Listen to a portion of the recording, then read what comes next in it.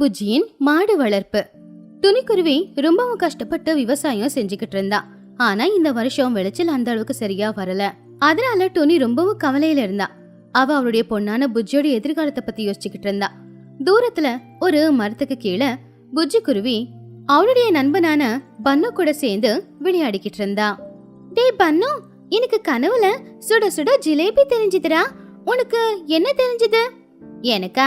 எனக்கு அந்த சுட சுட ஜிலேபி பக்கத்துல இருக்கிற பாதாம் பால் தெரிஞ்சது. அதோட வாசம் இருக்கே. துணி பசங்களை பாத்துக்கிட்டு, இவளுக்கு எப்பவுமே சாப்பாடு தான். விளைச்சல் சரியா வரல. வீட்டுல சமைக்கிறதுக்கு 10 நாளுக்கு தான் அரிசி இருக்கு. அடுத்து என்ன பண்ண போறேன்னு தெரியல. அத பத்தியெல்லாம் இவளுக்கு கவலை இருக்கா அப்படின்னு சொல்லி துணி வீட்டுக்கு வந்துகிட்டு இருக்கும் போது ஊரோட தலைவியான மகிக்கழகோட வீட்டு வாசல்ல ஒரு மாடு கட்டி போட்டிருந்தாங்க. அத பார்த்ததுமே துணிக்கு ஒரு யோசனை வந்துச்சு. அப்போ துணி, ஆமா இது நல்ல யோசனையாச்சே. ஒரே ஒரு மாடை வளர்த்தா பால் கொடுக்கும், தயிர், நெய், வெண்ணெய் எல்லாத்தையுமே விக்கலாமே, நல்ல லாபமும் கிடைக்கும் அப்படின்னு சொல்லி சந்தோஷமா வீட்டுக்கு போனா. ஏற்கனவே பசியோட காத்துக்கிட்டு இருந்த புஜ்ஜி குருவி அவங்க அம்மா வரத பார்த்த உடனே ஒரு கிண்ணத்தை எடுத்து பக்கத்துல வச்சுக்கிட்டா. அப்பாடா, அம்மா வந்துட்டியா? ரொம்ப நேரமா பசியில காத்துட்டு இருந்தேன். சீக்கிரமா எனக்கு சுட சுட கொஞ்சம் உப்மா செஞ்சு கொடுக்கறியாமா? உப்மால அப்புறம் உன்கிட்ட ஒரு நல்ல செய்திய சொல்லட்டுமா? நாம மாடு வாங்க போறோம். அத கேட்டு புஜ்ஜி குருவி ரொம்பவும் ஆச்சரியமா, மாடா?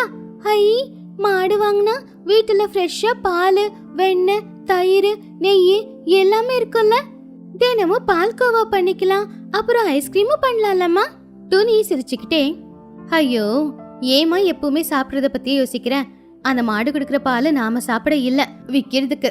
அது மட்டும் இல்ல, மாட்டை நல்லபடியா பாத்துக்கணும், அதுக்கு தேவையான எல்லாத்தையும் செய்யணும். அது எவ்வளவு பெரிய வேலைன்னு உனக்கு தெரியாது. அட, அதெல்லாம் ஒரு பெரிய வேலையாம்மா. நானும் பன்னுவும் இருக்குமே, நாங்க 2 பேரும் பாத்துக்க போறோம். பன்னு, நாம பாத்துக்கலாம் இல்லடா? ஆமா அத்தை, நாங்க 2 பேரும் பாத்துக்கிறோம். நீங்க ஒன்னும் கவலைப்படாதீங்க. எப்பவாவது செய்யறேன்னு சொன்ன வேலையை ஒரு தடவையாவது முழுசா செஞ்சிருக்கீங்களா? சரி, இந்த ஒரு தடவை உங்களை நான் நம்புறேன்.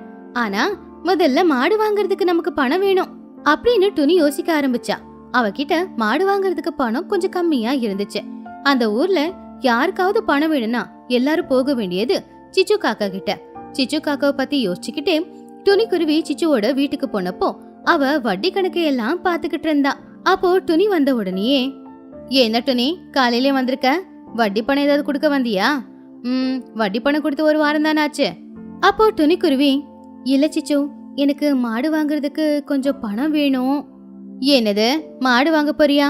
துணி, உனக்கு அறிவு இருக்கா? மாடு வளர்க்கறது எவ்வளவு கஷ்டம், அதுக்கு எவ்வளவு தீவனம் போடணும். அது இல்லாம உடம்பு சரியில்லாம போய் பால் கொடுக்கலனா நான் கொடுத்த பணத்தை எப்படி கொடுப்ப? தயவு செஞ்சு என்ன புரிச்சுக்கோ சிச்சு. இது என் குடும்பத்தை பாத்துக்கிறதுக்கான ஒரே ஒரு வழி. என்ன ஆனாலும் வட்டியோட சேர்த்து உன் பணத்தை நான் கொடுத்துடுறேன். இப்படி சொன்ன சரியா இருக்கு, பணம் தரேன். ஆனா என்கிட்ட வட்டி அதிகம், அதாவது 50% வேணும். துணி ஷாக் ஆகி, 50%? சிச்சு, இது ரொம்ப அதிகம். தயவு செஞ்சு கொஞ்சம் குறைச்சுக்கோ. கடன் கொடுக்கறதுனா நான் சொல்றதுதான் வேலை. அது மட்டும் இல்ல, உன்னுடைய வயலை என்கிட்ட நீ அடகு வச்சே ஆகணும். ஒருவேளை நீ காசு கொடுக்கலனா உன்னோட வயலை நான் எடுத்துக்கிற மாதிரி இருக்கும். அது கேட்டதும் துணிக்கு இதயமே நின்னு போட மாதிரி ஆயிடுச்சு. அவகிட்ட இருக்கிற ஒரே ஒரு வயலை அடகு வைக்கிறதுனா அது அவ கழுத்துல அவளே கயிறு மாட்டிக்கிற மாதிரி. ஆனா இப்ப வேற வழியில ஒப்பந்தத்துக்கு ஒத்துக்கிட்டா. இது எல்லாத்தையுமே தூரத்துல நின்னு பார்த்துக்கிட்டு இருந்த சிச்சு காக்காவோட புள்ள சின்ன காக்கா அவங்க அம்மா பண்றத பார்த்து ரொம்பவும் கவலைப்பட்டான். அடுத்த நாள் காலையில துணியோட வீட்டுக்கு பின்னாடி ஒரு மாடு கட்டி போட்டு இருந்துச்சு. புஜ்ஜி குருவி, பன்னு கிளி 2 பேரும் அந்த மாட்டை சுத்தி சுத்தி வந்து விளையாடிக்கிட்டு இருந்தாங்க. அம்மா, இந்த மாடு பார்க்க நல்லா இருக்கு. இதுக்கு நாம லஸ்ஸி அப்படின்னு பேர் வைக்கலாம். ஏன்னா இந்த மாடு நமக்கு லஸ்ஸி கொடுக்கும்ல. அப்படின்னா பாயசம் வைக்கலாம். பாயசம்னு எனக்கு ரொம்ப பிடிக்கும். அதெல்லாம் அப்புறம், முதல்ல நான் சொல்ற வேலையை செய்யுங்க. புஜ்ஜி, மாடுக்கு போய் புல் எடுத்துட்டு வா. பன்னு, இதை எடுத்து சுத்தம் பண்ணு. அவ்வளவுதானே? டே பன்னு, போ போய் புல் எடுத்துட்டு வா. நான் மேனேஜர் இல்ல, நான் இங்க இருந்து எல்லாத்தையும் சரியா நடக்குதான்னு பாத்துக்கிறேன். நீ சீக்கிரம் புல் எடுத்துட்டு வந்துரு. என்ன புஜ்ஜி, சேர்ந்து போலாம்ல? சரி, மாட்டுப்பால் எனக்கு கொடுப்பல, அதனால செய்யறேன். பன்னு போய் புல்ல எடுத்துட்டு வந்தான். புஜ்ஜி அந்த புல்ல மாட்டுக்கு போட்டா. ஆனா மாடு அந்த புல்ல சாப்பிடல, புஜ்ஜியவே பாத்துக்கிட்டு இருந்துச்சு. அப்போ புஜ்ஜி மெதுவா மாட்டோட காதுல போய், இங்க பாரு மாடு, நீ இந்த புல்ல சாப்பிட்டு நல்ல பால் கொடுத்தா உனக்கு ஒரு நாளைக்கு 1 குலாப் ஜாம் கொடுக்கறேன், சரியா? அப்படின்னு காதுல சொன்ன உடனே மாட்டுக்கு புரிஞ்சுதோ என்னவோ, அம்பா அப்படின்னு கத்துச்சு. அதுக்கப்புறம் துணி வந்து பால் கறக்கும் போது மாடு நிறைய பாலையும் கறந்துச்சு. அதுக்கப்புறம் துணி ஊருக்குள்ள பால் வியாபாரத்தை ஆரம்பிச்சான். துணியோட முத கஸ்டமர் சோட்டுக்கிளி லூசிபுரா. அவங்க 2 பேரும் அந்த பாலை டேஸ்ட் பண்ணி பார்த்துட்டு, துணி பால் நல்ல திக்கா ருசியா இருக்கு, பன்னுக்கு இது ரொம்பவும் பிடிக்கும். ஆமா ஆமா, இந்த பால்ல பாயசம் பண்ணா ரொம்ப பிடிக்கும், அதுலயும் புஜ்ஜி பண்ண நல்லா இருக்கும். பால் ரொம்ப நல்லா இருக்கு, தினமும் உன்கிட்டயே வாங்கிக்கிறேன் டோனி. தினமும் நான் வியாபாரத்துக்கு போறதுக்கு முன்னாடி இந்த பால் குடிச்சா பலம் வரும். அப்படி துணியோட வியாபாரம் ஆரம்பிச்சது. நல்லபடியா தான் போய்கிட்டு இருந்துச்சு. எல்லாமே நல்லா போகுது அப்படின்னு நினைக்கும் போது திடீர்னு துணிக்கு ஒரு பிரச்சனை வந்துச்சு. ஒரு நாள் காலையில துணி பால் கறக்கிறதுக்காக லஸ்ஸி கிட்ட போனப்போ லஸ்ஸி தரையில படுத்துக்கிட்டு இருந்துச்சு. புல்லு சாப்பிடவே இல்ல. துணி அதை பார்த்து ரொம்பவும் குழப்பமடைஞ்சா. லஸ்ஸி, என்னமாச்சு? ஏன் இப்படி படுத்துக்கிட்டு இருக்க? எந்திரிமா எந்திரி. புஜ்ஜி அப்பதான் தூக்க கலக்கத்துல வந்து லஸ்ஸிய பார்த்து, அம்மா லஸ்ஸிக்கு என்ன ஆச்சு? ஒருவேளை கோச்சிக்கிட்டு இருக்காளா? இன்னைக்கு அவளுக்கு கொடுக்க வேண்டிய குலாப் ஜாமுன் நாம கொடுக்கலையா? புஜ்ஜி விளையாடாத, குலாப் ஜாமுன் இல்ல, அவளுக்கு உடம்பு சரியில்லை போல. இவ மட்டும் பால் கறக்கலனா அப்புறம் நான் என்ன பண்றது? சிச்சு காக்கா என்னோட வயலை எடுத்துப்பாளே, அவ்வளவுதான், அப்புறம் நாம தெருவுக்கு வர வேண்டி இருக்கும் அப்படின்னு சொல்லும் போது துணியோட கண்ணுல கண்ணீர். துணி கண்ணுல கண்ணீர் வந்ததை பார்த்துதான் புஜ்ஜிக்கு நிலைமை என்னன்னு தெரிஞ்சுது. இந்த விஷயம் சிச்சு காக்காவுக்கும் தெரிய வந்துச்சு. ஒருவேளை சின்ன காக்கா அந்த விஷயத்த சொல்லிருப்பானோ என்னவோ. இந்த விஷயத்த கேள்விப்பட்ட உடனே சிச்சு காக்கா துணி வீட்டுக்கு வந்தா. என்ன துணி, நீ வளர்க்குற மாட்டுக்கு உடம்பு சரியில்லை போல, அடுத்த வாரம் வட்டி பணம் கொடுக்கணும், கொடுப்பியா இல்ல மாட்டுக்கு உடம்பு சரியில்லைன்னு தட்டி கழிச்சிருவியா? துணி கண்ணீரை தொடச்சுக்கிட்டு, சிச்சு கொஞ்சம் எனக்காக கொஞ்சம் அவகாசம் கூட, நான் கொடுத்துடுறேன். அவகாசம் எல்லாம் கொடுக்க முடியாது, ஏற்கனவே நான் சொல்லிருக்கேன். உன் வயலை நான் எடுத்துக்கிறேன், வயலை எனக்கு கொடுக்கறதுக்கு தயாராரு அப்படின்னு சொல்லி சிச்சு போயிடுச்சு. புஜ்ஜி ரொம்ப கோவமா, அம்மா சிச்சு அத்தை ரொம்ப மோசமானவங்க, நாம எப்படியாவது லஸ்ஸியை காப்பாத்தணும், அப்பதான் அவங்களுக்கு அறிய வரும். துணி ரொம்ப கவலையோட இருந்தா. சோட்டு கிளி, லூசிபுரா, பன்னு கிளி, அப்புறம் அம்மாவுக்கு தெரியாம சின்ன காக்காவும் அங்க வந்து துணி சுத்தி நின்னுக்கிட்டாங்க. அப்ப சோட்டு, துணி கவலைப்படாத, சிச்சு காக்கா உன்னுடைய வயலை எடுத்துக்காம நாங்க பாத்துக்கிறோம். ஆமா ஆமா, மாடுக்கு என்னாச்சு? வைத்தியரை கூட்டிட்டு வந்தியா? கூட்டிட்டு வந்த, ஏதோ தெரியாத வியாதியா, அதுக்கு மருந்துக்கு நிறைய செலவாகும், சத்தான தீவனம் போடணும்னாரு. என்கிட்ட பணம் இல்லையே. அப்பதான் குஹுவாத்து அங்க வந்துச்சு. அப்போ குஹு அங்க வந்து, எனக்கு மாடுங்களை பத்தி அதிகமா தெரியாது, ஆனா மூலிகையை பத்தி தெரியும், கொஞ்சம் அந்த மாட்டை நான் பாக்குறேன் அப்படின்னு சொல்லி குஹு மாட்டை பாத்துக்கிட்டு இருந்துச்சு. அப்பதான் அந்த பக்கமா ஊரோட தலைவியான மகிக்கழுகும் வந்துச்சு. துணி கேள்விப்பட்ட, கவலைப்படாத, சிச்சுவோட பேராசை நம்ம ஊரையே அழிச்சுக்கிட்டு இருக்கு. சரி குஹு, என்ன பிரச்சனை? மாட்டுக்கு என்னாச்சு? இதுக்கு ஒரு முக்கியமான மூலிகை வேணும், அது நம்ம ஊரை தாண்டி இருக்கிற மலைக்கு மேலதான் இருக்கும், அதை எடுத்துட்டு வந்தா நல்லது அப்படின்னு குஹு சொன்னதும் நடக்கவே சோம்பேறித்தனப்படுற புஜ்ஜி அவங்க அம்மா கிட்ட இப்படி சொன்னா.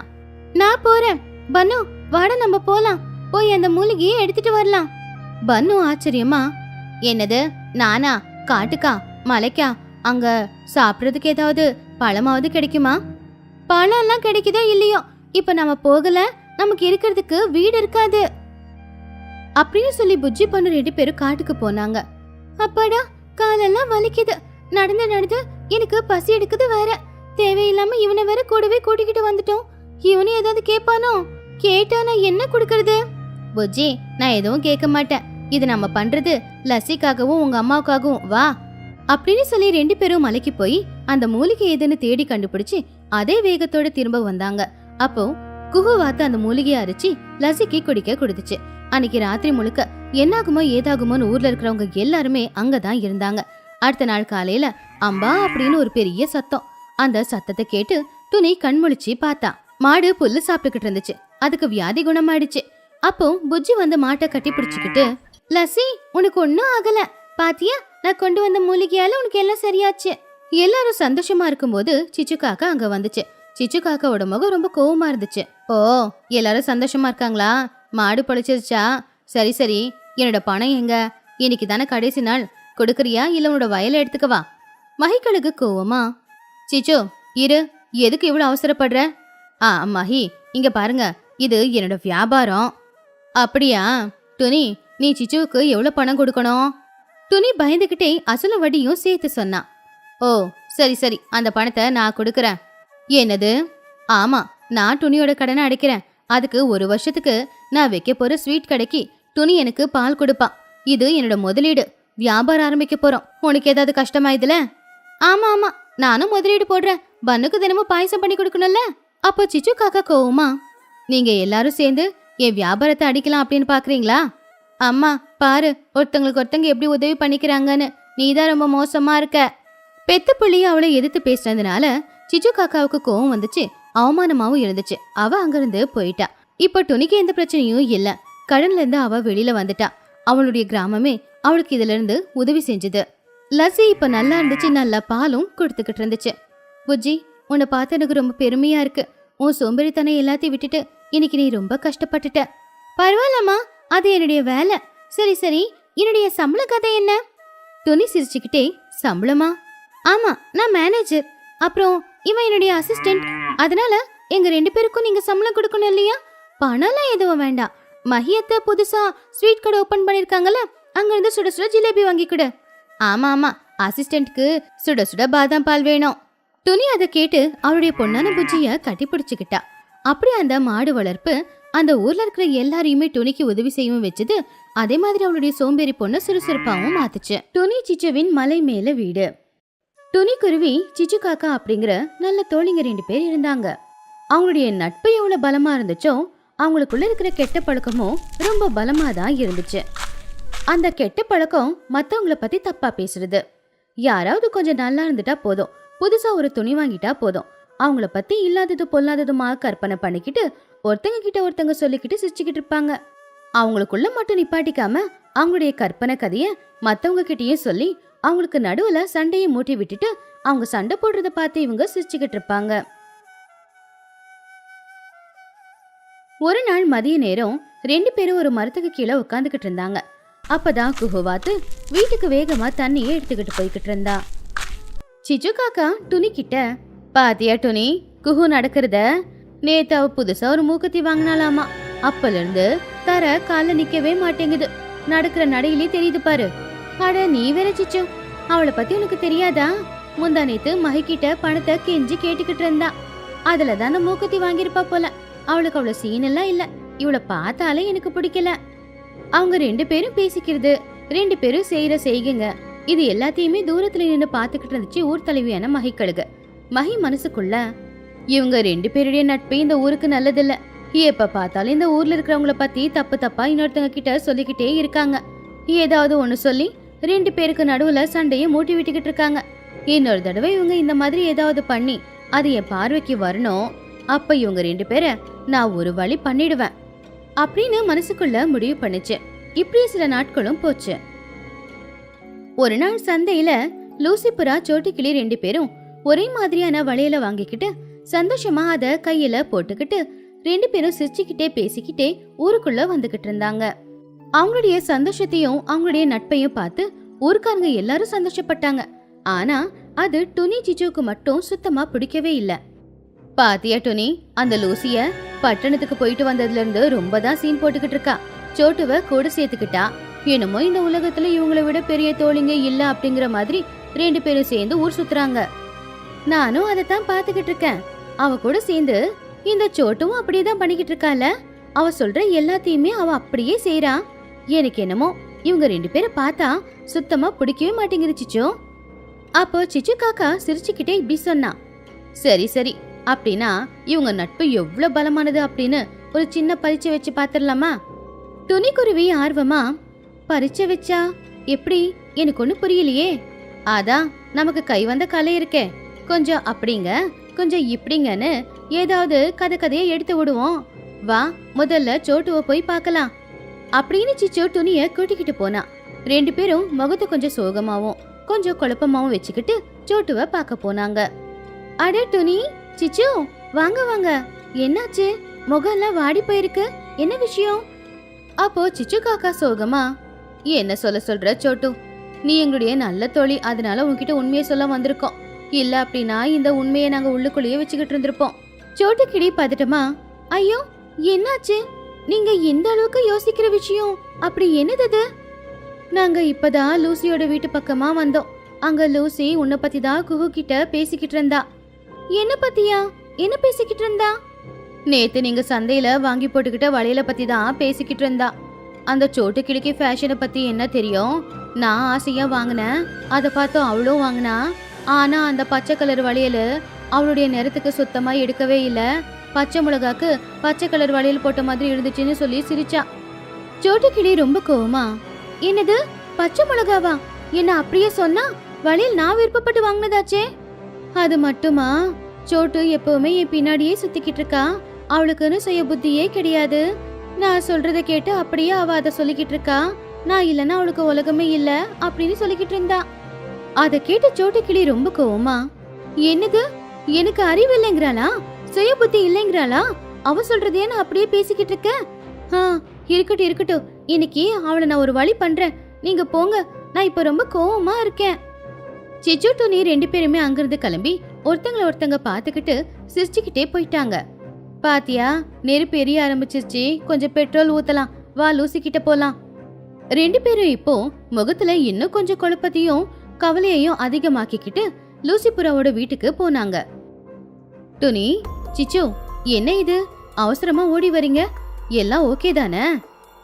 துணிக்குருவி ரொம்பவும் சோகமா, என்ன சொல்றது லூசி, உன்னை பத்தி யாரோ பேசுறத எங்க காதால கேட்டுட்டு சொல்லாமையும் இருக்க முடியல. என்ன பத்தியா? யாரு? என்ன சொன்னாங்க? வேற யாரு, உன்னோட உயிர் தோழி சோட்டுதான். ஆத்தங்கரையோரமா மகி கிட்ட உன்னை பத்தி தான் சொல்லிக்கிட்டு இருந்தா. சோட்டு என்ன பத்தி என்ன சொல்லிக்கிட்டு இருந்தா? நீ பட்டணத்துல இருந்து ஏதோ நெக்லஸ் போட்டுக்கிட்டு வந்தியாமே, அது ஒண்ணும் நல்ல நெக்லஸ் இல்ல, சந்தையில வாங்கின கல்லு நெக்லஸ் மாதிரி இருக்கு. அதை போட்டுக்கிட்டு என்னமோ பெரிய சீன் போடுறா. அந்த நெக்லஸ்க்கு சுத்தமா மதிப்பே இல்ல அப்படின்னு சொல்லிக்கிட்டு எப்படி சிரிச்சுக்கிட்டு இருந்தா தெரியுமா? ஆமா லூசி, அது மட்டும் இல்ல, நீ சொல்ற பட்டணத்து கதையெல்லாம் பொய்யாமா. உனக்கு அங்க வாழவே முடியலையாமா. அங்க இருக்கிறவங்க கிட்ட பேசி ஜெயிக்க முடியலன்னு தான் இங்க வந்து சும்மா ஏதேதோ பேசிக்கிட்டு இருக்கான்னு உன்னை பத்தி சொல்லிக்கிட்டு இருந்தா. அதை கேட்டு லூசிபுரா ரொம்பவும் கோவத்தோட, என்னது நான் சொல்றதெல்லாம் பொய்யா? என்ன பார்த்து சிரிக்கிறாளா? அந்த அளவுக்கு நான் மட்டமா போயிட்டனா? ஏதோ நல்ல தோழியாச்சேன்னு பார்த்தா எனக்கு பின்னாடி இவ பள்ளம் தோண்டிக்கிட்டு இருக்காளா? இன்னைக்கு அவளை போய் என்னன்னு கேக்குறேன். நீங்க வந்து சொன்னது நல்லதா போச்சு, நன்றி அப்படின்னு சொல்லி லூசிபுரா ரொம்ப கோவமா சோட்டுக்கிளியோட வீட்டுக்கு போச்சு. அப்போ லூசிக்கு பின்னாடியே சிச்சு டோனி 2 பேருமே போனாங்க. சோட்டு வீட்டுக்கு கொஞ்ச தூரத்துல இருக்கிற ஒரு மரத்துக்கு கீழே நின்னுக்கிட்டாங்க. அவங்க கண்ணுல ஏதோ சாதிச்ச மாதிரி சந்தோஷம் தெரிஞ்சுது. அப்போ லூசிபுரா ரொம்ப சத்தமா, சோட்டு வெளியில வா, நான் யாருன்னு இன்னைக்கு உனக்கு காட்ட போறேன். அப்போ சோட்டுக்கிளியும் அதே கோவத்தோட வெளியில வந்தா. ஓஹோ, வந்துட்டியாமா நடிகையர் திலகமே? என்ன பத்தி மத்தவங்க கிட்ட பேசினது போதாதா உனக்கு? நான் உன்னை பத்தி என்ன சொன்னேன்? நீ தானே நான் சொல்ற கதையெல்லாம் போய் என்கிட்ட இருக்கிற நெக்லஸ் சந்தையில வாங்கினதுன்னு சொல்லிருக்க. நான் சொல்லல, ஆனா என்ன பச்சை மிளகானோ எனக்கு அறிவில்லைனோ நீ தானே எல்லார்கிட்டயும் சொல்லிட்டு இருக்க. நான் ஒன்னும் உன்னை அப்படி சொல்லலையே. நானும் தான் உன்னை எதுவுமே சொல்லல. அப்படி 2 பேருக்குள்ளயும் வாய் வார்த்தை போய் சண்டை தொடங்குச்சு. ஊஜனங்க எல்லாரும் அங்க வந்தாங்க. 2 உயிர் தோழிகள் இப்படி சண்டை போட்டுக்கிறத பார்த்து எல்லாரும் ஆச்சரியப்பட்டாங்க. ஆனா இது எல்லாத்தையும் தூரத்துல நின்று பாத்துக்கிட்டு இருந்த சிச்சு டோனி மட்டும் ரொம்பவுமே சந்தோஷப்பட்டுக்கிட்டு இருந்தாங்க. அப்போ துணிக்குருவி ரொம்ப சந்தோஷமா, பாரு சிச்சு, பாரு பாரு 2 பேரும் எப்படி சண்டை போட்டுக்கிறாங்க. இன்னைக்குதான் என் மனசெல்லாம் நிறைஞ்சு போயிருக்கு. அவங்க 2 பேரும் முகத்தையும் பாரு, கோவத்துல எப்படி செகப்பாயிடுச்சுன்னு. எனக்கு இது போதும், இனி இந்த ஜென்மத்துக்கு இவங்க 2 பேரும் பேசிக்கவே மாட்டாங்க. அப்படி அவங்க 2 பேரும் பேசிக்கிட்டு இருக்கும்போது பின்னாடி நின்னுக்கிட்டு இருந்த குஹுவாத்த அவங்க கவனிக்கவே இல்லை. குஹுவுக்கு ஏற்கனவே இவங்க மேல சந்தேகம் இருந்துச்சு. இப்போ இவங்க பேசினத பார்த்து விஷயத்த அவ புரிஞ்சுக்கிட்டா. அடுத்து ஒரு நொடி கூட அவ தாமதிக்காம ஊரோட தலைவியான மஹிக்கழுக போய் பார்த்தா. மஹியக்கா, மஹியக்கா, நீங்க கொஞ்சம் சீக்கிரமா வாங்க. ஊருக்கு நடுவுல சோட்டுவும் லூசியும் சண்டை போட்டுக்கிட்டு இருக்காங்க. என்னது, அவங்க 2 பேரும் சண்டை போட்டுக்கிறாங்களா? அவங்க உயிர் தோழிகளாச்சே, ஏன் சண்டை போட்டுக்கிறாங்க? இது எல்லாத்துக்கும் காரணம் துணியும் சிச்சுவும் தான். அவங்க தான் அவங்க 2 பேருக்குள்ள ஏதோ சண்டையை மூட்டி விட்டுட்டாங்க. நான் என் கண்ணார பார்த்தேன். அவங்க 2 பேரும் ஆலமரத்துக்கு கீழே நின்னுக்கிட்டு அவங்க போடுற சண்டையை பார்த்து சிரிச்சுக்கிட்டு இருந்தாங்க. மஹிக்கழகுக்கு கோவம் தலைக்கேறிச்சு. நான் நினைச்சதுதான் நடந்திருக்கு. இன்னைக்கு இவங்கள நான் என்ன பண்றேன்னு பாரு அப்படின்னு சொல்லி உடனே சண்டை நடக்கிற இடத்துக்கு மஹிக்கழுகு போச்சு. மஹிக்கழுகு ரொம்பவும் கோவத்தோட, நிறுத்துங்க, சண்டைய நிப்பாட்டுங்க. மஹியோட குரல் கேட்ட உடனே 2 பேரும் சண்டைய நிப்பாட்டிட்டாங்க. என்னாச்சு உங்களுக்கு? 2 பேரும் நல்ல தோழிங்க தானே, இப்படி 4 பேருக்கு நடுவுல சண்டை போட உங்களுக்கு வெக்கமா இல்ல? லூசிபுரா அழுதுகிட்டே, மஹியக்கா, இவ நான் பொய் சொல்றேன்னு சொல்லிருக்கா. இல்லக்கா, இவ தான் என்ன அறிவு கேட்டவன்னு சொல்லிருக்கா. நீங்க சொல்லல, அப்ப சொன்னதா உங்ககிட்ட யார் சொன்னது? அந்த டொனியோ சிச்சுவும் தானே? அதை கேட்டு லூசியும் சோட்டுவும் ஒருத்தங்க பாத்துக்கிட்டாங்க. அவங்களுக்கு அப்பதான் விஷயமே புரிய வந்துச்சு. குஹு, நீ என்ன பாத்தியோ அதை சொல்லு. அக்கா, இவங்க 2 பேரும் சண்டை போட்டுக்கும் போது அந்த சிச்சுவும் துணியும் தூரமா நின்னு, பாத்தியா நம்ம பிளான் ஒர்க் ஆயிடுச்சு அப்படின்னு சொல்லி சிரிச்சுக்கிட்டு இருந்தாங்க. அப்போ மகிக்கழுகு மரத்தை பார்த்து, துணி, சிச்சு 2 பேரும் இங்க வாங்க. அவங்க 2 பேரும் பயத்தோடவே நடுங்கிக்கிட்டே அந்த இடத்துக்கு வந்தாங்க. லூசி சோட்டுவோட கோவம் இப்ப அவங்க பக்கமா திரும்பிச்சு. அப்படின்னா என்னையும் சோட்டுவையும் பிரிக்கிறதுக்காக நீங்க 2 பேரும் வந்து என்கிட்ட பொய் சொன்னீங்களா? ஆமா, இவங்க தான் இப்படி பண்ணிருக்காங்க. இவங்களுக்கு ஏதாவது தண்டனை கொடுங்க. நாளைக்கு நீங்க எல்லாரும் பஞ்சாயத்துக்கு வந்து சேருங்க. இவங்கள பத்தி பஞ்சாயத்துல ஒரு முடிவு எடுத்தே ஆகணும். அடுத்த நாள் காலையில ஊஜன பஞ்சாயத்தை கூட்டுச்சு. துணி, சிச்சு, அவங்க பிள்ளைங்களான சின்னு, புஜ்ஜி எல்லாருமே பயத்துல ஒரு பக்கத்துல நின்னுக்கிட்டு இருந்தாங்க.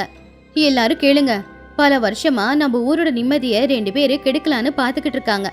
அது வேற யாரும் இல்ல, நம்ம துணியும் சிச்சுவும் தான். ஒருத்தங்களை பத்தி இன்னொருத்தங்க கிட்ட தப்பா சொல்லி அவங்களுக்குள்ள சண்டையை மூட்டி விடுறதே இவங்களுடைய வேலையா போச்சு. நேத்து நல்ல வேலையா குகுவாத்து பின்னாடி இருந்து எல்லாத்தையும் கேட்டதுனால சோட்டு, லூசி 2 பேரும் மறுபடியும் தோழிங்களா ஆயிட்டாங்க. இல்லனா அவங்க நிலைமை என்ன இருக்குமோ என்னவோ தெரியல. இவங்கள ஊரை விட்டு துரத்துங்க. இந்த ஊர்ல இவங்க இருக்கவே கூடாது. ஆமா ஆமா, இங்க இவங்க இருக்கவே கூடாது. அப்படி எல்லாருமே அவங்கள ஊரை விட்டு விரட்டுங்க அப்படின்னு கத்திக்கிட்டு இருந்தாங்க. அதை கேட்டு துணிக்குருவி அழுதுகிட்டே மகிக்கழுகோட காலில் விழுந்து, மகியக்கா, எங்களை மன்னிச்சிடுங்க. இனிமே இந்த மாதிரி நாங்க பண்ண மாட்டோம். எங்களை ஊரை விட்டு அனுப்பிடாதீங்க. எங்க பசங்க நிலைமை என்ன ஆகுறது? ஆமாக்கா, தெரியாம தப்பு பண்ணிட்டோம். இந்த ஒரு தடவை மன்னிச்சு விட்டுருங்க, நாங்க மாறிடுறோம். மகிக்கழுகு கோவமா, இல்ல இல்ல, நீங்கெல்லாம் மாறுற மாதிரி எனக்கு தெரியல. நீங்க இன்னும் இந்த ஊருக்குள்ள இருந்தா எத்தனை குடும்பத்துக்குள்ள சண்டையை மூட்டி விடுவீங்களோ அது என்னோட ஊருக்கு நல்லதில்ல. அதனால இந்த ஊரோட தலைவியா நான் ஒரு முடிவுக்கு வந்திருக்கேன்.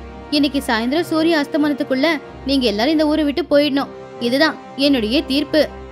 துணி சிச்சுவுக்கு இப்ப வேற வாய்ப்பே இல்ல. அதனால அழுதுகிட்டே வீட்டுக்கு போய் அவங்க இருக்கிற பொருள் எல்லாத்தையுமே எடுத்துக்கிட்டு பிள்ளைங்களையும் கூப்பிட்டுக்கிட்டு ஊரை விட்டு வெளியில போயிட்டாங்க. அவங்க பக்கத்து ஊருக்கு போனாங்க. ஆனா ஏற்கனவே இவங்கள பத்தி அந்த ஊர்க்காரங்களுக்கும் நல்லாவே தெரிஞ்சதுனால அங்க இருக்கிற ஒருத்தங்க, நில்லுங்க, நீங்க துணி சிச்சு தானே?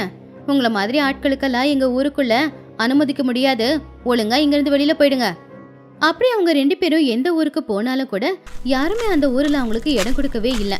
அவங்கள அவங்க ஊரை விட்டு துரத்தி தான் அனுப்பிக்கிட்டு இருந்தாங்க. வேற வழி இல்லாம தூரத்துல தெரியுற ஒரு மலைக்கு மேல ஏற ஆரம்பிச்சாங்க. அந்த மலை ரொம்ப உயரமானது. மேலே ஏறி போய் பார்த்தா அங்க ஒரு வித்தியாசமான இடம் இருந்துச்சு. 2 பெரிய மலை இருந்துச்சு. அது 2த்தையுமே இணைக்கிற மாதிரி ஒரு மரப்பாலமும் இருந்துச்சு. மரப்பாலத்தை ஒட்டி இருக்கிற மலையில சமமா இருக்கிற காலி இடமும் இருந்துச்சு. அப்போ சிச்சு, துணி 2 பேருமே, சிச்சு, நம்ம நிலைமைய பாத்தியா? இப்போ எந்த ஊர்லயும் நம்மள சேர்த்துக்க மாட்டேங்கிறாங்க. அதோ அந்த பாலத்துக்கு அந்த பக்கம் நீ வீடு கட்டிக்கோ, இந்த பக்கமா நான் வீடு கட்டிக்கிறேன். அப்போ சிச்சு காக்கா சோகமா, அதை விட்டா இப்ப நமக்கு வேற வழியும் இல்லையே. அப்படி அவங்க 2 பேரும் அங்கேயே கிடைக்கிற புல்லு, கட்டை இது எல்லாத்தையும் வச்சு ஆளுக்கு ஒரு பக்கமா வீடு கட்டிக்கிட்டாங்க. துணியும் புஜியும் இந்த பக்கமா வீடு கட்டிக்கிட்டா, சிச்சுவும் சின்னவும் அந்த பக்கமா வீடு கட்டிக்கிட்டாங்க. அந்த 2 வீட்டுக்கும் நடுவுல இருக்கிறது ஒரு சின்ன பாலம் மட்டும்தான். ஆனா அவங்க 2 பேரும் மனசுக்குள்ளேயும் இருந்த தூரம் அதிகமாயிக்கிட்டு இருந்துச்சு. 2 பேரும் ஒருத்தங்க கிட்ட இன்னொருத்தங்க பேசுறத கூட குறைச்சிக்கிட்டாங்க. அங்கேயே கிடைக்கிற பழங்களை சாப்பிட்டு அவங்க வாழ்க்கைய வாழ்ந்துகிட்டு இருந்தாங்க.